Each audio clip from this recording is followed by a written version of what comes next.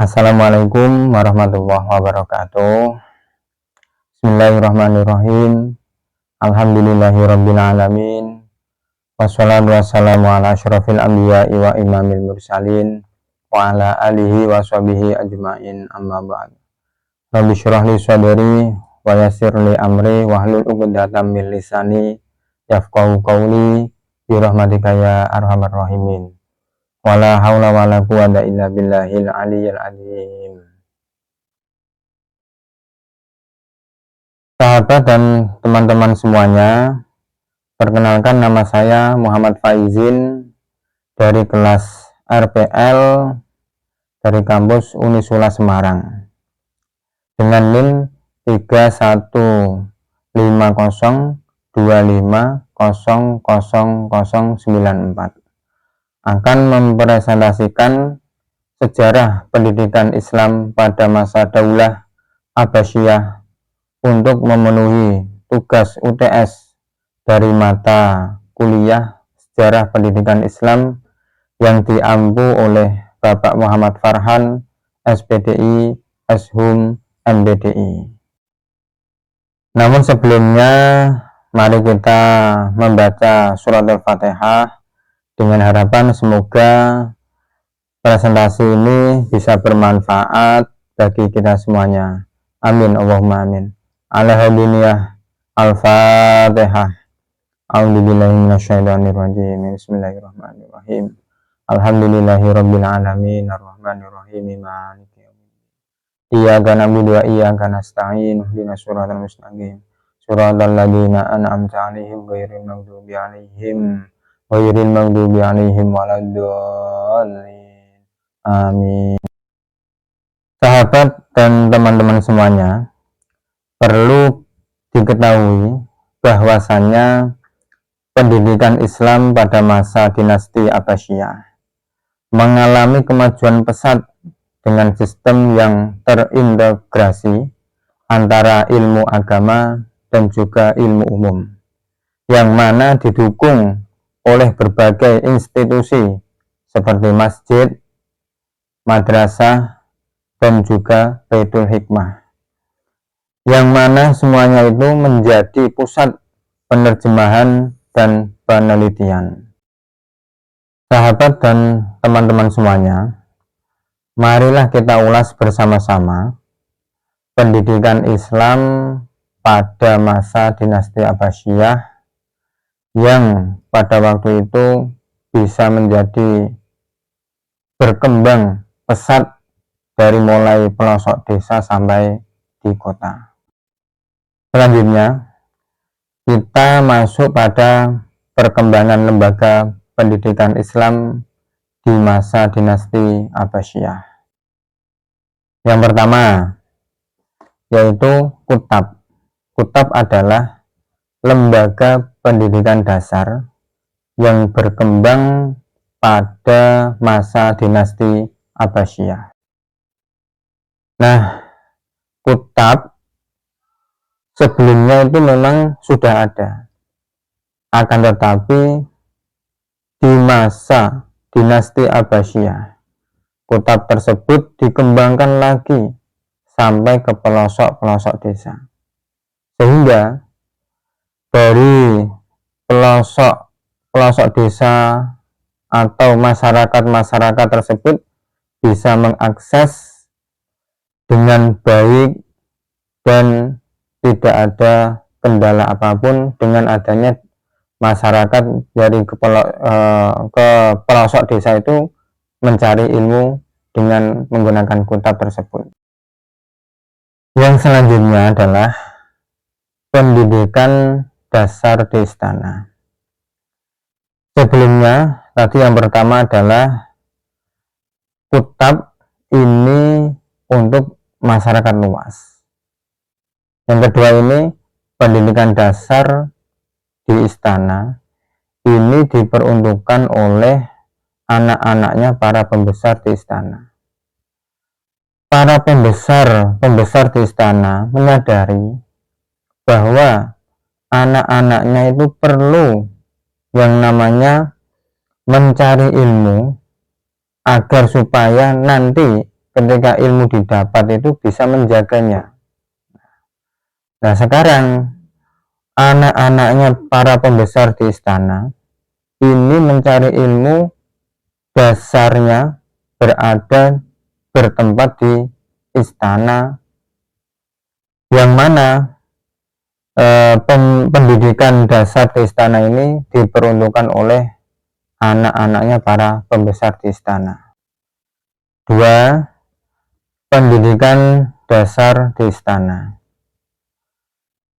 Pendidikan dasar di istana ini diperuntukkan bagi anak-anaknya para pembesar istana.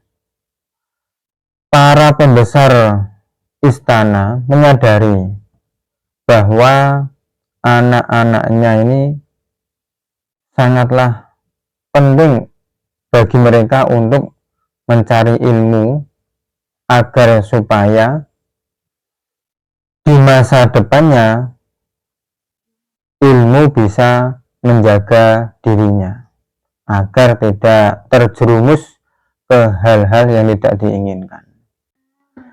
Dan pada masa dinasti Abbasiyah, masjid itu digunakan untuk menyampaikan ilmu dan juga untuk berdiskusi, sehingga masyarakat tidak repot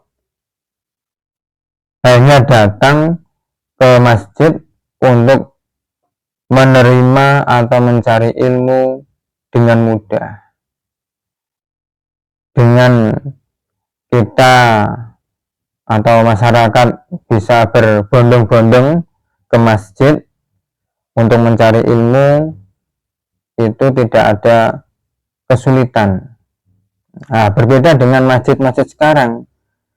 Masjid-masjid sekarang itu kebanyakan digunakan untuk digunakan hanya untuk beribadah. Setelah beribadah, kegiatan untuk mencari ilmu atau memberikan ilmu itu sudah menipis. Nah, oleh karena itu masjid pada masa dinasti Abbasiyah itu sangatlah berkembang pada saat-saat tersebut. Oke, baik sahabat dan teman-teman semuanya, untuk selanjutnya yaitu perkembangan lembaga pendidikan Islam. Yang nomor 4 adalah Baitul Hikmah.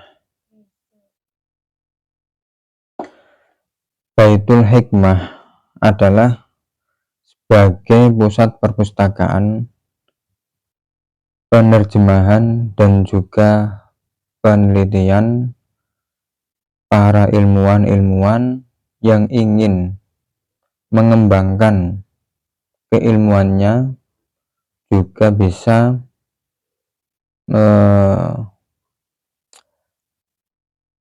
bersama-sama ke Baitul Hikmah, yang mana di Baitul Hikmah itu sudah disediakan buku-buku dan penerjemahan dan juga penelitian yang nantinya akan menghasilkan penelitian atau penemuan yang baru. Oke, yang selanjutnya yang kelima adalah setelah para ilmuwan melakukan penelitian, muncullah berbagai macam-macam toko-toko kitab yang mana untuk menyediakan keperluan murid dalam belajar menuntut ilmu. Jadi banyak sekali toko-toko yang menyediakan keperluan murid dalam menuntut ilmu pada masa dinasti Abbasiyah tersebut. Kemudian yang terakhir, yang keenam adalah rumah ulama dan ribat. Rumah ulama dan ribat itu menjadi pusat pembelajaran. Nah, selain kutab, masjid, baitul hikmah, ada juga rumah para ulama dan ribat itu dijadikan tempat di mana tempat tersebut digunakan untuk pembelajaran antara murid dan guru. Nah, di sanalah pembelajaran dimulai di rumah para ulama dan juga tempat ribat tersebut. Oke, selanjutnya yang B, yang A itu adalah perkembangan lembaga pendidikan Islam. Yang B, sistem pendidikan. Sistem pendidikan ini pada masa dinasti Abbasiyah ada dua. Yang pertama adalah halaqah, yang kedua madrasah. Yang pertama adalah halaqah. Halaqah itu perkumpulan antara murid dan guru. Di halaqah tersebut murid melilingi guru, gurunya satu dikelilingi oleh murid. Nah, nantinya banyak sekali guru yang mengajarkan murid yang dikelilingi oleh murid tersebut, ada 1, 2, 3 dan seterusnya. Yang selanjutnya adalah madrasah. Nah, di samping itu ketika halaqah itu menjadi buahnya, halaqahnya akhirnya mendirikanlah sebuah gedung yang dinamakan madrasah, yang mana akan memaksimal agar supaya para murid-murid ketika belajar itu bisa kondusif, bisa fokus dan tidak terganggu antara murid yang satu, murid yang dua, dan yang seterusnya. Akhirnya didirikanlah suatu madrasah agar supaya ketika pembelajaran murid itu bisa fokus dan lebih baik. Kemudian yang C, setelah sistem pendidikan, C adalah metode pembelajaran. Metode pembelajaran pada masa dinasti Abbasiyah itu ada 3. Yang pertama, as-sama wal mabahis, atau mendengar dan diskusi. Yang kedua adalah hafalan, dan yang ketiga adalah menulis atau kitab. Metode pembelajaran yang pertama adalah as-sama wal mabahis, yaitu para murid mendengarkan apa yang dijelaskan oleh gurunya. Setelah gurunya menjelaskan kepada murid, murid bisa melakukan yang namanya diskusi kepada gurunya, atau tanya jawab lah, tanya jawab antara murid dan gurunya. Yang selanjutnya adalah hafalan. Nah, ketika murid diberikan pelajaran, diberikan penjelasan oleh guru, murid disuruh untuk menghafalkan satu ilmu dan bahkan beberapa ilmu yang disampaikan oleh guru kepada murid, agar supaya nantinya murid itu bisa melakukan sendiri ketika sudah hafal apa yang disampaikan, apa yang diberikan oleh guru, itu bisa difahami dengan sebaik-baiknya. Kemudian yang C, menulis. Setelah murid ketika belajar bersama guru, yaitu mendengarkan, menghafalkan, setelah itu ditulis, agar supaya sewaktu-waktu nanti ketika dia hafalannya lupa bisa membuka lagi apa yang ditulisnya. Sekarang yang D, tokoh ulama dan ilmuwan di masa dinasti Abbasiyah. Nah, pada masa dinasti Abbasiyah banyak murid-murid ingin belajar, mengembangkan, menuntut ilmu, dan muncullah beberapa tokoh-tokoh yang nantinya dikenal di semua kalangan masyarakat. Yang pertama adalah muncul ulama dalam bidang fikih dan juga dalam bidang hadis, yang ketiga dalam bidang tafsir, yang keempat dalam bidang kedokteran.